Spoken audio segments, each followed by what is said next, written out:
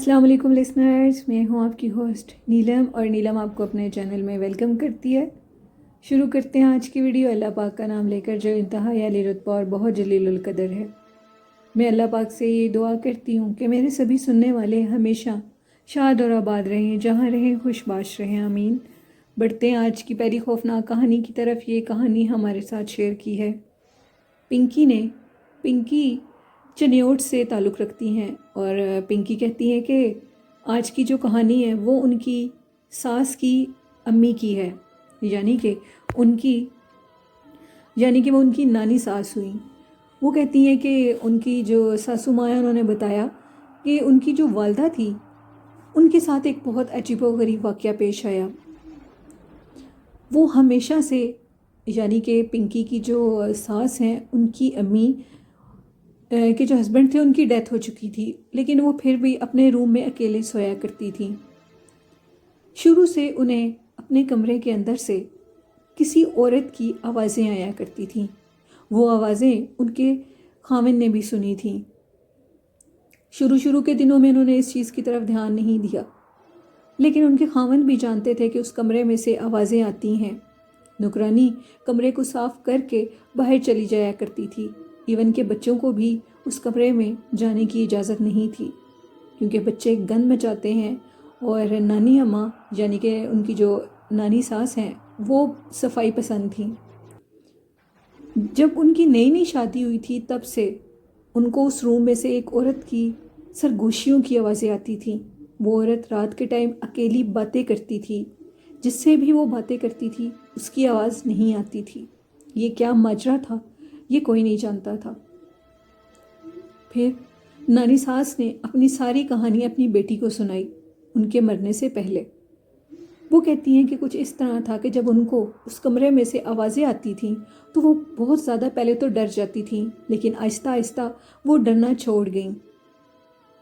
एक दिन जब उनके हस्बैंड की डेथ हो गई तो उसके बाद वो जो आवाज़ें थीं वो रात के टाइम बहुत क्लियरली वो सुनती थीं। वो आवाज़ें उनके अलावा किसी को भी नहीं आती थीं। बूढ़े होने की वजह से वो हाथ में स्टिक पकड़ के चलती थीं। उनको मुख्तलिफ़ किस्म की स्टिक्स पसंद थीं, तो उनके जो बेटे थे वो उनको कलरफुल स्टिक्स ला कर देते थे, हर डिज़ाइन की।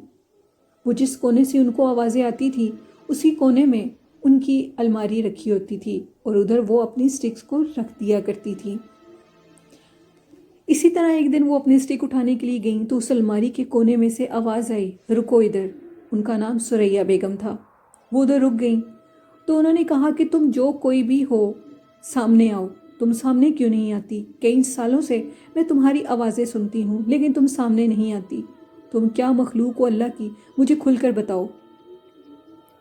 उनकी ज़िंदगी की ये सबसे बड़ी गलती थी जो उन्होंने कर दी थी। खैर उस टाइम उस चीज़ की सरगोशी की आवाज़ बंद हो गई। वो रात को अपने कमरे में आकर सोई। वो 24 घंटे इबादत में होती थी। वो जो भी चीज़ थी वो भी इबादत गुजार थी, लेकिन जन्नात तो जन्नात होते हैं, ये आग से बने होते हैं। तो इनका जो होता है गुस्से का लेवल वो इंसानों की निस्बत और होता है। इनको क्या चीज़ बुरी लग जाए, क्या चीज़ अच्छी लग जाए, ये हम लोग नहीं जानते। तो वक्त गुजरता गया। वो जो चीज़ थी, एक दिन वो नानी सास के अंदर हाजिर हो गई। सारे घर वाले परेशान हो गए और उसने बोलकर बताया कि मैं कई सालों से इधर रहती हूँ और मैंने इस औरत से, मुझे दोस्ती करने का शौक़ है। ये औरत इस कमरे को छोड़कर कहीं भी नहीं जाती और ना ही मैं इसको कहीं जाने देती हूँ। जब भी ये कहीं जाने का प्लान करती है तो मैं इसके काम में रुकावट डाल देती हूँ। मुझे ये औरत बहुत अच्छी लगती है, मैं इससे दोस्ती करूँगी। उन्होंने कहा कि इतने साल गुजर गए हैं, तुम कभी सामने नहीं आई, तो अब तुम्हें इनसे दोस्ती का क्या ख्याल आया है? तो उसने कहा कि जो भी है मैं इसकी दोस्त बनकर रहूँगी। और इसके बाद वो नानी सास के अंदर से चली गई। उसके बाद वो नानी सास के अंदर कभी नहीं आई, लेकिन नानी सास के रहने के तौर तरीके बदल चुके थे। वो बहुत अजीब से बिहेव करती थी, ज़्यादातर रूम में ही रहती थी। उन्होंने अपनी बेटी को बताया कि वो औरत रात के टाइम उनके रूम में उनके सामने आकर बाकायदा बातें किया करती थी। एक दिन नानी सास कहती हैं कि जब वो पहली दफ़ा उसके सामने आई तो वो उनकी बेटी के रूप में आई, यानी पिंकी की सास के रूप में। आकर उसी कोने से जहाँ वो अपनी स्टिक्स रखती थी वहाँ से वो आई اور آ کر ان کے بیڈ پہ بیٹھ گئی اور کہنے لگی کہ اٹھو ثریا، میں تم سے باتیں کرنا چاہتی ہوں۔ ثریا نے یعنی کہ ان کی نانی ساس نے سمجھا کہ یہ میری بیٹی ہے، لیکن اس کی جو آنکھوں کی چمک تھی وہ عام انسانوں جیسی نہیں تھی۔ اس کی آنکھیں عجیب وحشت ناک تھیں۔ میں سمجھ گئی کہ یہ میری بیٹی نہیں ہے۔ وہ ساری رات مجھ سے میری باتیں کرتی رہی۔ میں بہت ڈری ہوئی تھی، لیکن اس نے مجھے کہا کہ تم مجھ سے مت ڈرو، میں تمہیں کچھ نہیں کہوں گی، بس تم میری دوست بن کے رہو۔ اس کے بعد ان کی زندگی میں جب بھی کوئی واقعہ ہونے لگتا تھا ان کے گھر والوں کی زندگی میں، تو وہ جو چیز تھی وہ ان کو آ کر بتا دیتی تھی۔ نانی ساس نے ثریا بیگم نے جب ان کا نام پوچھا، نانی ساس جب اس کا نام پوچھا تو اس نے اپنا نام شمونہ بتایا، تو وہ اس کا نام سن کر بہت حیران ہوئی۔ وہ آنے والی ہر تکلیف کے بارے میں، ہر پریشانی کے بارے میں پہلے بتا دیا کرتی تھی۔ اسی دوران جو نانی ساس تھی ان کی جو طبیعت تھی وہ بہت زیادہ خراب ہونے لگ گئی، تو اس نے بتایا کہ فلاں فلاں جگہ سے دوائی لے کر آؤ تو یہ بالکل ٹھیک ہو جائے گی۔ جب وہ کچھ بتانے لگتی تھی ہم لوگوں کو تو وہ نانی ساس کے اندر آ جایا کرتی تھی۔ شمونہ نے جو دوائیاں بتائیں وہ پنکی کہتی ہیں کہ وہ لوگ لے کر آئے تو اس سے بالکل ثریا بیگم ٹھیک ہو گئیں۔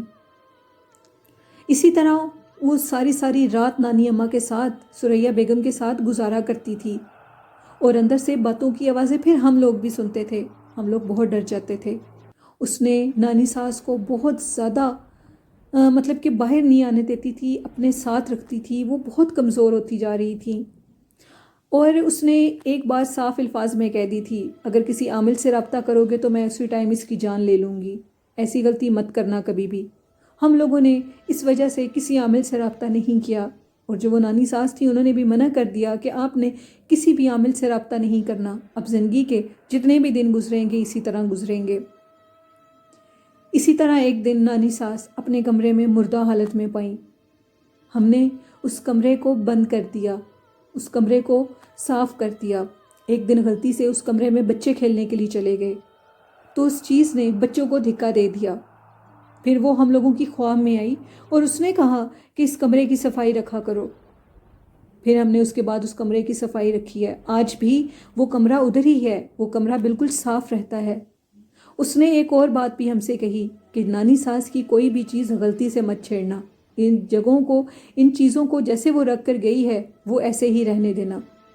میری ساس کہتی ہیں کہ اکثر ہم لوگ جو ان کے ساتھ اٹیچ واش روم تھا وہ ان کے روم میں نہیں تھا، ان کے روم سے تھوڑا سا باہر بالکل ساتھ تھا، تو اس روم کے باہر ہم نے 1 سے 2 دفعہ ایک عورت کو سٹک پکڑ کے چلتے ہوئے دیکھا۔ جیسے ہی ہم قریب جاتے تھے تو وہ عورت غائب ہو جاتی تھی۔ آج تک نانی ساس کی جو چیزیں ہیں وہ اپنی جگہ پر ہیں، ان کو کوئی بھی نہیں چھیڑتا۔ اس بات کو بھی کئی سال گزر چکے ہیں۔ وہ روم بند رہتا ہے، اس روم میں کوئی نہیں جاتا۔ اگر ہم لوگ اس روم میں جائیں بھی ہمیں پابندی نہیں ہے، لیکن بچے صفائی کا خیال نہیں رکھتے۔ وہ عورت آج بھی اسی کمرے میں رہتی ہے۔ یہ کہانی میرے ساتھ شیئر کی تھی پنکی نے چنیوٹ سے۔ بہت شکریہ پنکی، آپ کی سٹوری بہت دلچسپ تھی، بہت اچھی لگی مجھے، اور آئی ہوپ میرے لسنرز کو بھی ضرور پسند آئی ہوگی۔ بڑھتے ہیں آج کی دوسری خوفناک کہانی کی طرف۔ یہ کہانی میرے ساتھ شیئر کی ہے راحیل نے امریکہ سے۔ راحیل کہتے ہیں کہ میں آپ کے ساتھ اپنی زندگی کا ایک اور خوفناک سچا واقعہ شیئر کرنا چاہتا ہوں۔ میں جس اسٹریٹ میں رہتا ہوں وہاں زیادہ کمیونٹی گوروں کی ہے۔ میری بھی انہی سے فرینڈ شپ ہے۔ میرا وہ فرینڈ جس کے ساتھ میں نے آپ سے پہلے سٹوری شیئر کی تھی، ہم لوگ آئی لینڈ پہ گئے تھے، یہ اسی کے کزن کی کہانی ہے۔ اور ہم لوگ اس دفعہ، میرے وہ جو فرینڈ ہے اس کا جو کزن تھا اس نے یہ ڈیسائیڈ کیا تھا، اس گورے کا جو کزن تھا وہ جو پڑھ رہا تھا، جو اس کی ایجوکیشن تھی اس سے ریلیٹڈ اس کو کچھ چیزیں معلوم کرنی تھیں، اس لیے اس نے یہ سوچا کہ میں اپنا الگ سے ووڈن کیبن بناؤں گا۔ اور وہ اس نے جو جگہ منتخب کی تھی، جیسے اس کو شوق تھا، وہ گھنے جنگلوں کے اندر ایک جگہ اس نے منتخب کی تھی جہاں پہ بالکل بھی انسانی آبادی کا نام و نشان نہیں تھا۔ اس نے وہ ووڈن کیبن بنا لیا اور ادھر جا کر رہنا شروع کر دیا۔ میرا وہ جو فرینڈ ہے، میں نے اس سے کہا کہ کیوں نہ ہم بھی اس کے ساتھ جا کر رہیں، تو میرے فرینڈ نے کہا کہ میں نہیں رہوں گا، مجھے بہت ڈر لگتا ہے، وہ جگہ بالکل سنسان ہے اور آبادی سے بہت دور ہے۔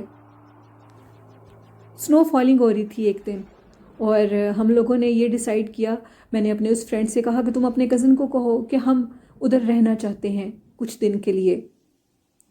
تو میرے کزن جو وہ میرا فرینڈ تھا اس نے کہا ٹھیک ہے، اگر تم چاہتے ہو تو میں تمہارے ساتھ ضرور جاؤں گا۔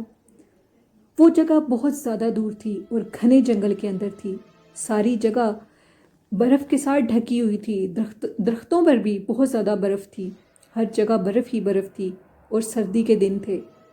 راہیل کہتے ہیں کہ ہم لوگ ادھر رہنے کے لیے چلے گئے۔ جب ہم لوگ ادھر پہنچے تو وہ ایک چھوٹا سا کیبن ٹائپ جگہ تھی جہاں پہ صرف 2 روم تھے، بہت چھوٹے چھوٹے۔ اس روم میں اس نے رہنے کی ہر جگہ بنائی ہوئی تھی، ہر سہولت اپنی زندگی کی رکھی ہوئی تھی۔ مجھے وہ جگہ بہت اچھی لگی۔ ہم لوگ شام کے ٹائم ادھر پہنچے۔ جیسے ہی ہم لوگ ادھر پہنچے تو اس نے ہمارے کھانے کا انتظام پہلے ہی کیا ہوا تھا۔ وہ 1 سے 2 ماہ کے لیے ادھر گیا ہوا تھا۔ ہم لوگوں نے کھانا کھایا۔ کھانا کھا کر اس نے مجھے اور میرے اس فرینڈ سے کہا کہ تم لوگ اور میں بھی تم لوگوں کے ساتھ ہی سوؤں گا۔ وہ ایک ہی آگے روم تھا اور وہ جو دوسرا روم تھا وہاں پہ بیٹھ کے اس نے جو اس کا کام تھا وہ کیا کرتا تھا۔ جب وہ اپنے کام پر ہوتا تھا تو ہم اس کو تنگ نہیں کرتے تھے۔ پہلی رات گزر گئی۔ وہ رات پہلی بڑی عجیب تھی۔ پہلی رات بڑی عجیب و غریب قسم کی آوازیں اس سنسان جنگل میں سے آنے لگیں۔ یوں لگتا تھا جیسے کوئی باہر میوزک بجا رہا ہے، عجیب و غریب قسم کے میوزک کی آوازیں۔ میں نے اپنے دوست کو جگایا۔ ہم دونوں نے دیکھا تو وہ اس کا جو کزن تھا وہ باہر جو ٹی وی لانچ ٹائپ چھوٹی سی جگہ تھی ادھر کمپیوٹر پہ اپنا کوئی کام کر رہا تھا۔ میوزک کی تو کہیں بھی آواز نہیں تھی، تو باہر اس سنسان جنگل میں آدھی رات کے ٹائم کون میوزک بجا رہا ہے؟ ہم نے ہلکی سی ونڈو کھول کر دیکھی تو شدید برف کے جھونکے ہم لوگوں کے منہ پہ پڑے۔ ہم لوگوں نے ادھر ہی ونڈو کو بند کر دیا۔